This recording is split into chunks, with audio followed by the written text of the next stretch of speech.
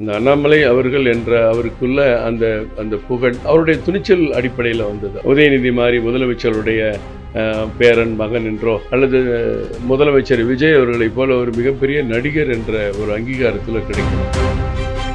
இந்த 50 லட்சம் உறுப்பினர்களும் உறுப்பினராக சேர்ந்துட்டு நீங்கள் பாட்டுக்கு வீட்டில் ரெஸ்ட் எடுங்கன்னு சொல்லலை. அதான் ஒவ்வொரு மாதமும் இந்த மாதம் போதை தடுப்பு, அடுத்த மாதம் சுற்றுச்சூழல், இப்படி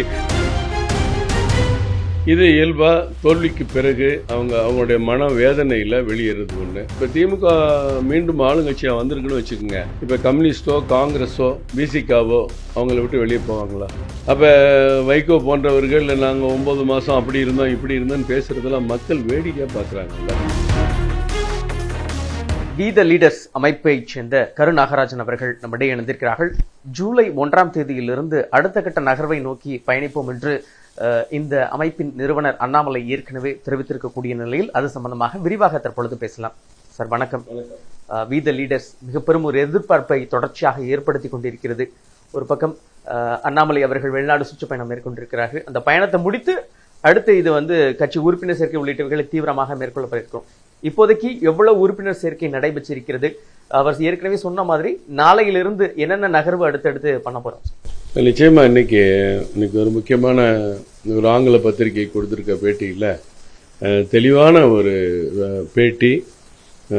எப்படி பாஜக வாய்ப்பு கொடுத்தது, பாஜகவிலிருந்து வர வேண்டிய சூழல் எப்படி உருவானது, புதிய அமைப்பை எதை நோக்கி போகப் போகிறது, இந்த புதிய அமைப்பின் நோக்கம் லட்சியம் எப்படி இருக்கும், தாவேகாவோட ஒப்பீடு, திமுக அதிமுகவை பற்றிய கருத்துக்கள், இவருடைய எதிர்கால செயல்பாடுகள், 2031க்கான தேர்தல், எல்லாவற்றையும் மிக தெளிவாக அந்த பத்திரிகை பெட்டியில் சொல்லியிருக்கிறாரு. தமிழ்நாடு கவனம் பெற வேண்டும், எல்லா மாநில அரசுகளும் அந்தந்த மாநிலத்தில் சிறப்பு பெற வேண்டும், அதற்காக பாடுபடக்கூடிய உழைக்கக்கூடிய தலைவர்கள் உருவாக வேண்டும், மத்தியில் ஒற்றுமை நீடிக்க வேண்டும். இதுதான் பேசிக்காக சொல்லியிருக்காங்க. கொள்கைகள் எல்லாம் மறந்துட்டு அதிகாரத்திற்காக வெளியேறக்கூடிய வாய்ப்புகளை சில பேர் இப்போ பண்ணிகிட்டு இருக்காங்க. அதெல்லாம் வேர்களே அழுகி போன மாதிரி அப்படிங்கிற மாதிரிலாம் சொல்கிறாரு. அதிகாரம் கிடைக்கும்னா இதுக்கு முன்னாடி நம்ம எப்படி இருந்தோம், எந்த பதவியில் இருந்தோம், யார் பதவி கொடுத்தாங்க, இந்த கட்சியில் 30 வருஷம் 40 வருஷம் இருந்தால் 2 முறை அமைச்சராக இருந்தால் எல்லாத்தையும் தூக்கி எறிஞ்சிட்டு போகக்கூடிய அந்த அதிகார மயக்கம் இருக்கிறதெல்லாம் இன்றைக்கி சுட்டி காட்டி பேசியிருக்கிறாரு. ரொம்ப அழுத்தமான உண்மையான சமூக நீதி, உண்மையான பன்முகத்தன்மை, இது இணைந்த ஒரு அமைப்பாக எங்கள் அமைப்பு செயல்பட்டு இருக்காரு. அரசியலுக்கு வருவோங்கிறத ரொம்ப தெளிவுபடுத்தியிருக்கிறார் இன்றைக்கி பத்திரிகையில். ஏறத்தாழ இன்றைக்கு 19 லட்சத்தை நெருங்கி கொண்டிருக்கிறோம். இந்த 19 லட்சம் என்பது இன்னும் இந்த ஒரு வாரம் 10 நாட்களில் அல்லது ஜூலை மாதத்தில் 25-30 லட்சமாக உயரக்கூடிய வாய்ப்பு இருக்குது. இன்னும் கொஞ்சம் எளிமைப்படுத்த முடியுமான்னு மக்கள் கேட்குறாங்க. நாங்கள் ஆண்ட்ராய்டு ஃபோன் எங்கிட்ட இல்லை, நாங்கள் எப்படி பதிகிறது, பட்டன் ஃபோன் இருக்கேன்ட்ட அப்படின்னு சில பேர் கேட்குறாங்க. சில பேர் நாம் போய் டேட் ஆஃப் பர்த்தை பதிவு பண்ணிவிட்டு பெயரை பதிவு பண்ணி எந்த தொகுதின்னு பதிவு பண்ணி அப்புறமேலு ஓடிபி ஒன்று வரும், அந்த ஓடிபி நம்பரை நான் திருப்பி பதிவு பண்ணாலும் எனக்கு அடையாள அட்டை வருது, இது இன்னும் கொஞ்சம் எளிமைப்படுத்த முடியுமா அப்படின்னு கேட்குறாங்க. இந்த மிஸ்கால் மாதிரி மற்ற கட்சிகளும் செய்கிற மாதிரி பண்ணலாமான்னு கேட்குறாங்க. எங்களுக்கு இன்னும் பேசிக்காக அவங்களுடைய எல்லா டீட்டெயிலும் தெரியறதுக்காக இவ்வளோ தெளிவாக பண்ணிகிட்ருக்கோம். அதை அடுத்த கட்ட முயற்சியில் நம்ம வச்சுக்கலாம். அது வந்துச்சுன்னா இன்னும் ஒரு 20 லட்சம் வேகமாக சேர்கிறதுக்கு ஒரு வாய்ப்பு இருக்கும் அப்படின்னு நண்பர்களும் சொல்கிறாங்க. அதுக்கு பிறகு தலைவருடைய நேரடியான நிகழ்ச்சி, முதல் நிகழ்ச்சி பொள்ளாச்சியில் ஜூலை 12ஆம் தேதி இந்த போதை ஒழிப்பு இயக்கம், போதை தடுப்பு, போதை மறுப்பு, போதைக்கு நம்ம அடிமையாகாமல் இருக்கிறது எப்படி அப்படிங்கிறதுக்கெல்லாம் இளைஞர்கள்ட்டையும் சரி மற்றவர்கள்ட்டையும் சரி அதை விழிப்புணர்வு ஏற்படுத்துகிற ஒரு மிகப்பெரிய நிகழ்ச்சி. அதில் கண்காட்சிகள் இருக்கும், போதை விழிப்புணர்வு கலை நிகழ்ச்சிகள் இருக்கும், தலைவருடைய நிறைவுரை இருக்கும். இது எல்லாமே சிறப்பாக பொள்ளாச்சியில் ஜூலை 12 நடக்குது.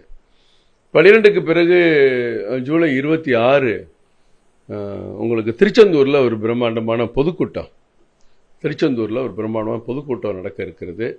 அதை முடிச்சுட்டு ஆகஸ்ட் 16 சென்னையில் ஒரு மாரத்தான் சுற்றுச்சூழல், ஏன்னா அடுத்த மாதம் சுற்றுச்சூழலை பற்றி எங்கள் கவனம் இருக்கும். இப்போ எல்லாம் போதை தடுப்பு, போதை மறுப்பு, அந்த இயக்கங்கள் எல்லா பகுதியிலையும் சின்ன சின்ன அளவில் பெரிய அளவில் பண்ணிகிட்ருக்காங்க.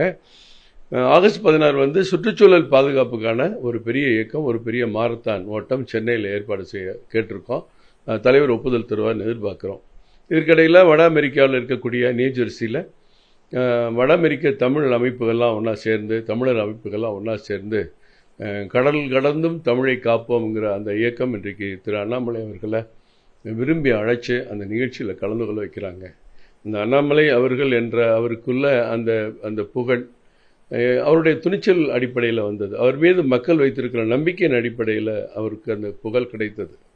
உதயநிதி மாதிரி முதலமைச்சருடைய பேரன் மகன் என்றோ அல்லது முதலமைச்சர் விஜய் அவர்களைப் போல ஒரு மிகப்பெரிய நடிகர் என்ற ஒரு அங்கீகாரத்தில் கிடைக்கல. இவருடைய துணிச்சலான நடவடிக்கை, அவர் மேலே வைத்திருக்கிற மக்கள் நம்பிக்கை, மிகப்பெரிய ஒரு இன்டலெக்சுவல் அறிவாற்றல் மிக்கவர் அப்படிங்கிறத வச்சு வந்ததுனால தான் இன்றைக்கி அமெரிக்காவில் ஒரு பெரிய பதவியில் இல்லாட்டியும் கூட அவர் அழைப்பு கொடுத்து அந்த நிகழ்ச்சியை நடத்துகிறாங்க.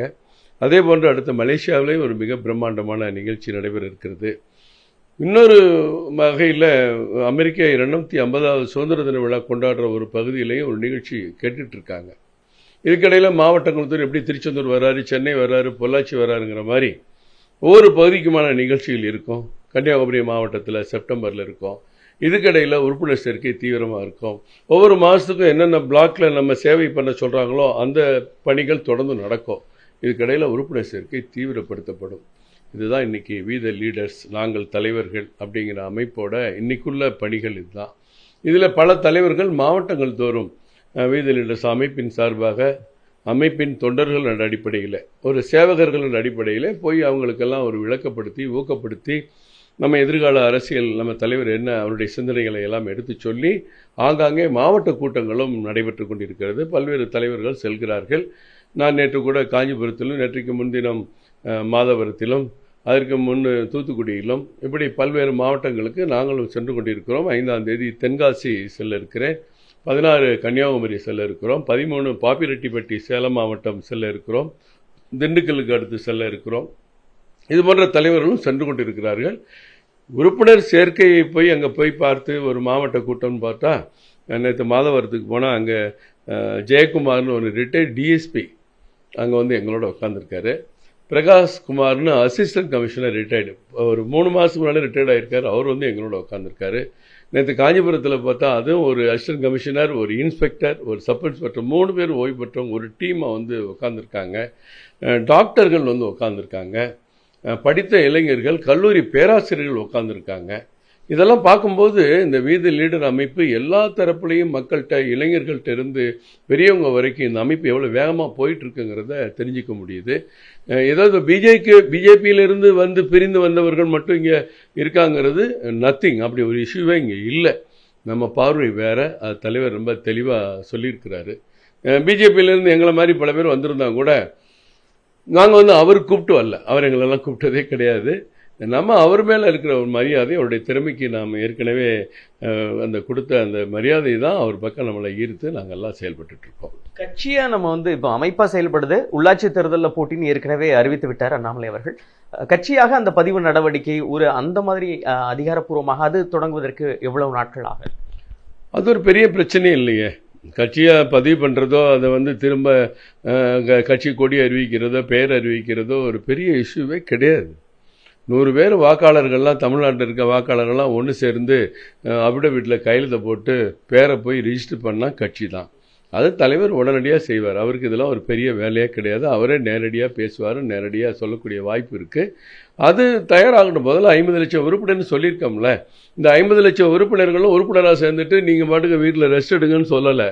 அதான் ஒவ்வொரு மாதமும் இந்த மாதம் போதை தடுப்பு, அடுத்த மாதம் சுற்றுச்சூழல், இப்படி ஒவ்வொரு பணிகளையும் கொடுக்குறாங்க. அதற்கடுத்து பயிற்சியும் இருக்கிறாங்க. இதெல்லாம் இந்த உறுப்பினர்கள் எல்லாம் தலைவர்கள், நாம் தலைவர்கள் சேர்ந்தால் கூட அவங்க தலைவர்களாகக்கூடிய வாய்ப்பை உருவாக்குவதற்கு இந்த பணிகள்லாம் பயன்படும். இந்த வேலை போயிட்டு இருக்கட்டும். அரசியல் கட்சி தொடங்க போகிறோன்னு சொல்லியாச்சு. அதில் பதிவு செஞ்சு தான் ஆகணும், பெயரை கண்டுபிடிச்சி தான் ஆகணும், கொடியை அறிவிச்சு தான் ஆகணும், ஒரு பொது சின்னத்தை கேட்டு தான் ஆகணும். நிச்சயமாக அந்த நேரத்துக்கு அது தெளிவாக நடக்கும். போதை விழிப்புணர்வு சொன்னீங்க. இப்போ தமிழகத்தை பொறுத்தளவு அமைச்சர் சரத்குமார் மீது ஒரு குற்றச்சாட்டு எழுந்திருக்கிறது. அவர் தரப்புல அதை மறுப்பு தெரிவிச்சிருக்காரு. இருந்தாலும் விசாரணை நடத்த வேண்டும், அவருக்கு மருத்துவ பரிசோதனை செய்ய வேண்டும் என்று எதிர்க்கட்சிகள் தொடர்ச்சியாக வலியுறுத்து. இந்த விவகாரத்துல தாவேக அரசு என்ன முடிவெடுத்தால் சரியாக இருக்கும்னு நினைக்கிறேன்? முதல்ல தாவேக அரசு அந்த வீடியோ நானும் பார்த்தேன், நீங்களும் பார்த்துருப்பீங்க. அவருடைய செய்கையை அவர் மறுத்திருக்கிறார். நான் குழந்தைக்கு மாத்திரையை நான் பவுடர் ஆக்குறேன், மாத்திரை பவுடர் ஆக்கி குழந்தைக்கு உடம்பு சரியில்லை அப்படின்னு சொல்லியிருக்கிறார். ஆனால் ஒரு 500 ரூபா நோட்டை வச்சுட்டு அந்த ஏடிஎம் கார்டில் அந்த பக்கம் இந்த பக்கம் அது நமக்கு தெரியாதுல்ல, அதை வீடியோ பார்த்தா தான் தெரியுது. அந்த அடுத்து என்ன தம்பின்னு கேட்டேன், ஒருத்தண்ட இது இப்படி பண்ணுறாங்களே அடுத்து என்ன பண்ணுவாங்க, இல்லை அடுத்து அந்த 500 ரூபா நோட்டில் சுருட்டி வச்சு அதை மூக்கில் உரிவாங்க அப்படின்லாம் அவங்க சொல்கிறாங்க. பட் அவர் உரிகிற வீடியோலாம் இல்லை. எந்த அளவுக்கு அதில் உண்மை இருக்குமாங்கிறது தெரியாது. முதல்ல இந்த மாதிரி ஒரு நடவடிக்கையில் யார் செய்வா, எப்படி செய்வா, அவருடைய மனநிலை எப்படி இருந்தது, இப்போ சொன்ன பதில் உண்மையானதா போலியானதான்னு நம்ம தமிழக அரசு தான் கண்டுபிடிக்கணும். இதற்குன்னு இந்த மாதிரி இந்த பெத்த டைமன் இந்த மாதிரி கஞ்சாவுக்கு அடுத்த நிலையில் இருக்கிற போதை பவுடர் கலாச்சாரம் இருக்கிறது மிகப்பெரிய ஆபத்தை விளைவிக்குது. இப்போ நடிகர் ஸ்ரீகாந்த் அப்படிங்கிற ஒரு சின்ன விஷயத்தில் ஏதோ அவர் பயன்படுத்தினார் அப்படிங்கிறதுக்கு உடனே கைது பண்ணி அது பண்ணி எல்லாமே பண்ணோம். அப்புறம் விசாரிச்சுக்கிட்டு இருக்காங்க, என்னன்னு தெரியல. அவரை தொட்டு அப்புறம் இன்னொரு நடிகர் கிருஷ்ணா அப்படி இப்படி போய் எல்லா பேரையுமே விசாரித்தோம். யாரெல்லாம் அவங்களோட பழகினாங்களோ அதெல்லாம் விசாரிக்கிறோம். ஏதாவது ஒரு சின்ன இடத்துல ஒரு மில்லி பவுடர் அவன் வச்சுருந்தான்னா அவன் மேலே பல பயங்கரமான கேஸுகளை போட்டு அவனுடைய தொடர்ச்சி யாரெல்லாம் அவங்களோட பழக்கத்தில் இருக்காங்க, நட்பில் இருக்காங்க அப்படிங்கிறதெல்லாம் கேட்டு அதையும் நம்ம பதிவு பண்ணுறோம். அப்போ ஒரு அமைச்சர் மீதே இந்த மாதிரி ஒரு குற்றச்சாட்டு எழும்போது அவருடைய செய்கை அந்த இடத்துல அப்படி தான் இருந்திருக்கு. அதை அவர் மறுக்கலை. அது போதை பவுடரா மாத்திரையாங்கிறது நமக்கு தெரியும். அதில் அவர் காட்டும் போது பவுடராக தான் இருக்குது. அது மாத்திரையை உடைக்கிற மாதிரியோ மாத்திரையை நுணுக்கிற மாதிரியோ இல்லை. இதை முதலமைச்சர் அவர்கள் இதில் தீவிர நடவடிக்கை எடுக்கணும்னா மக்கள் நம்பிக்கை இழக்க வேண்டியது இருக்கும். அப்படி இல்லைன்னா ஓகே, அவர் குற்றவாளி இல்லைன்னா நமக்கு ஒன்றும் இல்லை. ஆனால் அதில் குற்றம் இருந்தால் கடுமையான நடவடிக்கை எடுக்க வேண்டும். அது என்ன நடவடிக்கைன்னு அவங்களுக்கே தெரியும், எல்லா மக்களுக்கும் தெரியும். இது ஒரு முக்கியமான செயல். ஏன்னா இது இந்தியாவில் இருக்க எல்லா அமைச்சர்களுக்கும் இது முன்மாதிரி ஆயிடக்கூடாது. இதில் தீவிர கவனம் எடுத்து தீவிர நடவடிக்கை எடுக்க வேண்டும்.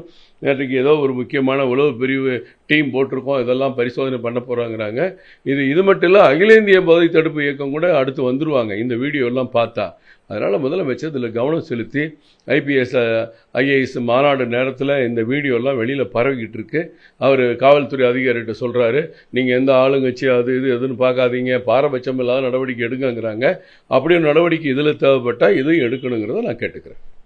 தேர்தல் முடிந்த பிறகு திமுக கூட்டணியிலிருந்து பெரும்பாலான கட்சிகள் வெளியே வந்துட்டு ஒரு பக்கம் பாஜக கூட்டணியிலிருந்தும் தமிழ் மாநில காங்கிரஸ் உள்ளிட்ட கட்சிகள் தொடர்ச்சியாக வெளியே வருது.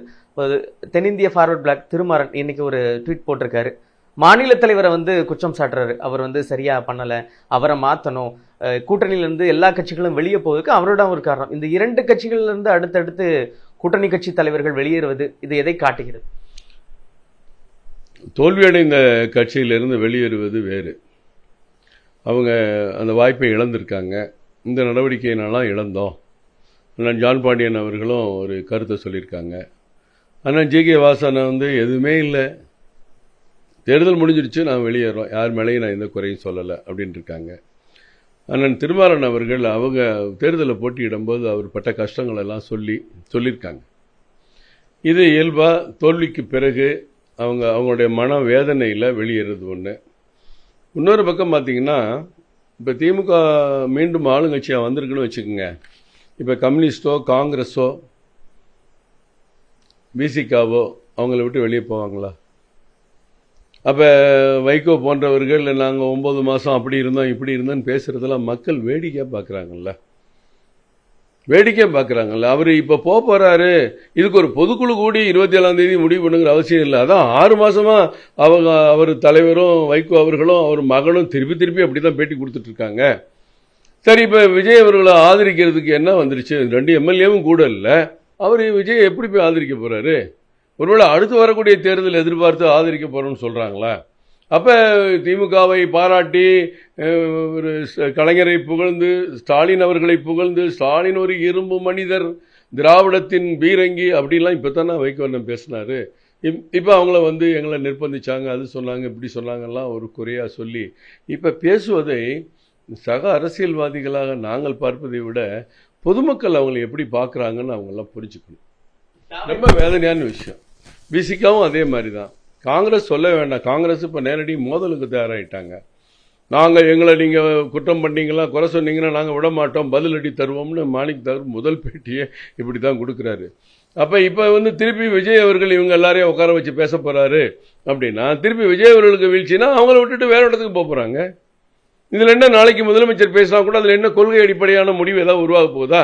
நம்ம எல்லாம் ஒரே கொள்கையில் இருப்போம், ஒரே தமிழ்நாட்டில் ஒரே முடிவு எடுத்திருப்போம், எது சொன்னாலும் நாங்கள் சரி, நான் சொன்னால் நீங்கள் சரின்னு சொல்லுங்க அப்படின்னு எடுக்க போகிறாங்களா? நாளைக்கு ஒரு பின்னாடி வேணால் திருப்பி அடுத்த இடத்துக்கு போக போகிறாங்க. அது ரொம்ப ஆறி போய் ஒரு 4 வருஷம் கழித்து 5 வருஷம் கழித்து அவங்கள எதிர்க்கட்சியாக செயல்பட்டு நான் வேறு கூட்டணிக்கு போகிறேங்கிறது வேற.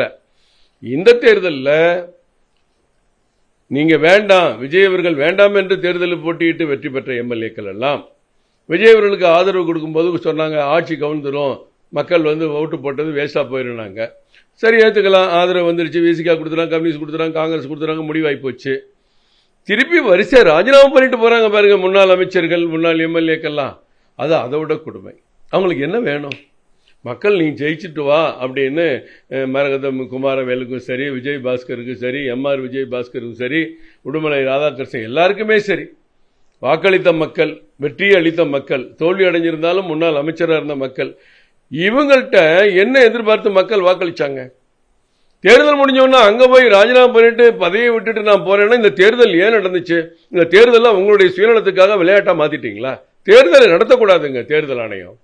ஜனநாயகப்படி அது வந்து சட்டப்படி இது வாய்ப்பு இருக்கு, மறுபடியும் தேர்தல் நடத்தலாம்னு சொல்லலாம், தேர்தல் ஆணையம் தயாராகலாம். ஆனால் மனச்சாட்சிப்படி இந்த தேர்தல் நடத்தக்கூடாது, காலி இடமா தான் வச்சிருக்கணும்.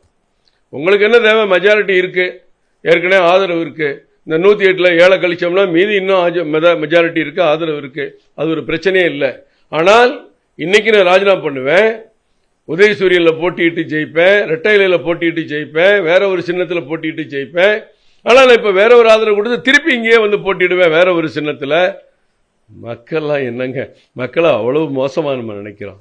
என்ன சொன்னாலும் மக்கள் ஏற்றுக்குவாங்க அப்படிங்கிற மாதிரி நினைக்கிறோம். இதெல்லாம் ஒரு வருந்தத்தக்க விஷயம். அதைத்தான் எங்கள் தலைவர் சொல்லியிருக்கிற இன்னைக்கு பேட்டியில், கொள்கைகளுக்காக அதிகாரத்தை நோக்கி போகும்போது கொள்கைகளை தூக்கி எறிந்துவது, கொள்கைகளை மறப்பது, லட்சியத்தை மறப்பது, அவங்க நோக்கத்தை மறப்பதெல்லாம் வேர்களை அழுகி போவதற்கு சமம்னு இன்னைக்கு சொல்லியிருக்கிறாரு. அப்படி தான் நான் பார்க்குறேன். அண்ணாமலை அவர்கள் மீது போடப்பட்ட அந்த வழக்கை வந்து டிஆர் பாலு எம்பி அவர்கள் வந்து திரும்ப பெற்றிருக்காரு. என்ன காரணத்துக்காக நான் அதை சொல்லலை, அதை எப்படி பார்க்குறீங்க? ஏன்னா தொடர்ச்சியாக வழக்கு நடந்துட்டு இருந்தது, திடீர்னு வாபஸ் பெறுவதற்கான ரீசன்? முன்னாள் மத்திய அமைச்சர் அண்ணன் டிஆர் பாலு வந்து ரொம்ப மூத்த அரசியல் தலைவர். ஏறத்தாழ 8 டெபமேஷனில் அவர் ஜெயிச்சிருக்கார். நம்ம விகடன் பத்திரிகை எதிர்த்து நடத்தின ஒரு வழக்கில் கூட ஒரு மிகப்பெரிய தொகை அவருக்கு கொடுக்கப்பட்டதாக நினைக்கிறேன். என்னுடைய நினைவு சரியாக இருக்குன்னா ஒரு 25 லட்சம் ஏதோ கொடுத்ததாக நினைக்கிறேன். அப்படிப்பட்டவர் இன்றைக்கு திரு அண்ணாமலை அவருடைய குறுக்கு விசாரணைக்கு பிறகு இந்த முடிவு எடுத்தார்னா அது தெரியல. அது வந்து அவரை தான் கேட்கணும். வழக்கு போட்டவர் அவர், வழக்கை இப்போ வாபஸ் வாங்குறார். இப்போ எல்லாருமே ஒவ்வொருத்தரையும் குற்றம் சாட்டு வழக்கு தொடுக்கலாம், வழக்கை வாபஸ் வாங்குறதுக்கு சட்டத்தில் இடம் இருக்குது, அதனால் எனக்கு ஒன்றும் இல்லை, நான் வாபஸ் வாங்கிட்டேன் அப்படின்ட்டு போகிறார். இதை அண்ணாமலை அவர்கள் ஏற்றுக்கொள்ள வேண்டும். ஏற்றுக்கொள்ளாவிட்டாலும் வழக்கு வாபஸ் ஆன பிறகு அவர் எப்படி கேஸ் நடத்த முடியும்? எதிர்வாதி என் மேலே வழக்கு திறந்திருக்காரு, திரு அண்ணாமலை அவர்கள் சொல்வது குற்றமெல்லாம் தவறு அப்படின்னு அவர் ஒரு மான நஷ்ட ஈடு வழக்கு தொடுக்கிறாரு. ஆனால் அவரே ராஜினாமா பண்ணுறாரு. அப்போ ராஜினாமா மாற்றிங்க, அவரே வாபஸ் வாங்குறார். அவர் குற்றவாளி யார் மேலே குற்றம் சாட்டி நீங்கள் வழக்கு திறந்தீங்களோ அவரே வாபஸ் வாங்கிட்டா வழக்கு எப்படி நடத்துறது? திரு அண்ணாமலை அவர்கள் தான் இதில் முடிவெடுப்பாங்க. அவங்க நிச்சயமாக இதுக்கு ஒரு மெமோ ஃபைல் பண்ணியிருப்பாங்க. அது ஃபைல் பண்ண மெமோ விரைவில் வரும். ஆளாளுக்கு ஒரு செய்தியை சொல்லிட்டு இருக்காங்க. இன்னைக்கு நாளைக்கு ஒரு தெளிவான நிலை வந்துடும். ஆனால் டிஆர் பாலு அவர்கள் வாழ்க்கையிலே முதல் முறை அவர் போட்ட டெபமேஷன் கேஸை அவரே வாபஸ் வாங்கினது இது முதல் முறை. வழக்கறிஞர்களும் கூட அண்ணன் கூட நெல்லுங்கன்னுட்டு அண்ணாமலை அவர்கள் குறுக்கு விசாரணை தொடங்கிய பிறகுதான் இங்கே அந்த சூழல் உருவாகி இருக்கிறது. இது திரு அண்ணாமலை அவர்களுக்கு கிடைத்த வெற்றி. அவர் மேலே யாராவது டெபமேஷன் கேஸ் போட்டால் இதுதான் நடக்கும்னு மற்றவங்களும் புரிஞ்சுக்கணும்.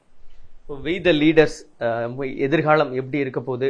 ஒரு பக்கம் சட்டம் இந்த உள்ளாட்சி தேர்தலில் நேரடியாக களம் காணும் பொழுது இப்போ காங்கிரஸ் சொல்லுது நாங்கள் உள்ளாட்சியில் கவனம் செலுத்த போகிறோம்னு, திமுக சொல்கிறாங்க, தமிழக வெற்றி கழகம் சொல்லுது உள்ளாட்சி தேர்தலில் எல்லாருக்கும் வாய்ப்பு, சட்டமன்ற தேர்தலில் வாய்ப்பு கொடுக்காதவங்களும் கொடுக்க போகிறோன்னு சொல்லிட்டு மக்களுடைய தீர்ப்பு என்னவாக இருக்கும்? உங்களுக்கான எதிர்காலம் எப்படி? உள்ளாட்சி தேர்தல் என்பது ஒரு அரசியல் இயக்கம் தொடங்குவதற்கு முன்பாக இன்றைக்கு இருக்கிற ஒரு சேவை அமைப்பின் பெயரிலே கூட போட்டியிடலாம், அல்லது அரசியலமைப்பு தொடங்கி போட்டியிடலாம். ஏன்னா தேர்தல் எப்பொழுது அறிவிக்கப்படும் என்பது தெரியாது. இது மாநில அரசு நடத்தக்கூடிய தேர்தல். அப்படி இருக்கும்போது இப்போ ஜனவரி வரைக்கும் வாய்ப்புகள் இருக்குது. பிப்ரவரியில் தேர்தல் வரலாம், வராமையும் போகலாம். மற்ற கட்சிகள்லாம் ஏற்கனவே தயாராக இருக்காங்க. மீதி லீடர்ஸ் தயாராக ஆகணும். அதுக்கு தான் அடிப்படை கட்டமைப்பு. நாங்கள் தலைவர்கள் சொன்னால் மட்டும் பத்தாது, தலைமை பண்பை நாம் வளர்த்து கொள்ள வேண்டும். நாம் மாறுவோம், மக்களை மாற்றுவோம், நாம் மாறுவோம், மக்களை மாற்றுவோங்கிற இந்த ஒரு கொள்கையோட இந்த கட்சி இயங்கிட்டு இருக்கு, இந்த அமைப்பு இயங்கிட்டு இருக்கு. வீத லீடர்ஸ் அமைப்பில் இருந்து இன்னைக்கு பாருங்க, ஏற்கனவே ஒரு 10 நாளைக்கு 15 நாளைக்கு முன்னாடி திரு அண்ணாமலை அவர்கள் எங்கள் தலைவர் ஒரு அறிக்கை வெளியிட்டாங்க, ஒரு வீடியோ பதிவு. இந்த உறுப்பினரில் அன்னைக்கு 66,000 பேர் தேர்தலில் போட்டியிட தயாராக இருக்கணும்னு பதிவு கொடுத்துருக்காங்க. மொத்தமே தேவைப்படக்கூடியது 1,31,400 பேர் தான் வேட்பாளர்கள் வேணும். இப்போ வேட்பாளர்களை பொறுத்த வரைக்கும் எங்களுக்கு தயாராக இருக்காங்க, அதை விட கூடுதலாகவே இருக்காங்க. போட்டியிட வேண்டும் என்று தலைவர் முடிவு செய்தாட்டா எல்லாருமே களத்தில் இறங்கி வேலை பார்க்கறதுக்கு தயாராக இருக்காங்க. இது அதுக்குள்ளே கட்சி தொடங்கி கட்சி பேரில் வருமா இல்லை வீதி லீடர் பேர் வருமானு தெரியாது. ஆனால் உள்ளாட்சி தேர்தலில் போட்டியிடுவோம், இது ஒரு பயிற்சி களமாக இருக்கட்டும், வெற்றி களமாக இருக்கட்டும் அப்படின்னு திரு அண்ணாமலை அவர்கள் நினைக்கலாம். அவர் அதற்குரிய முடிவை விரைவில் அறிவிப்பார். உங்களுடைய விரிவான பதில்களுக்கு நன்றி சார். புதிய தலைமுறைக்காக ஒளிப்பதிவாளர் ஜெய்சனுடன் செய்தியாளர் விக்னேஷ் முத்து.